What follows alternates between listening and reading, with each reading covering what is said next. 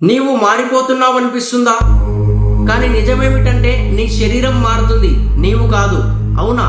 శరీరం మారుతుంది కానీ నేను కాదా?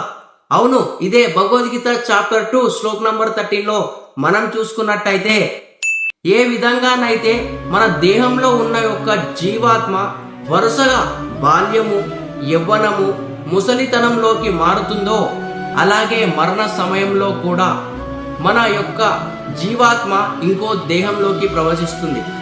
ఒక చిన్న ఉదాహరణ, ఒక యువకుడు తాను చిన్ననాటి ఫోటో ఇలా చూస్తూ ఇలా అనుకుంటున్నాడు, ఇప్పుడు అతను ఎలా ఉన్నాడు, నేను చిన్నప్పుడు ఎలా ఉండే. కానీ లోపల ఎవడో అలానే ఉన్నాడు. నీ శరీరమే పాతబడుతుంది కానీ ఆత్మ మాత్రం శాశ్వతంగా ఉంటుంది. దీన్ని అర్థం చేసుకున్న వాడే ధీరుడవుతాడు.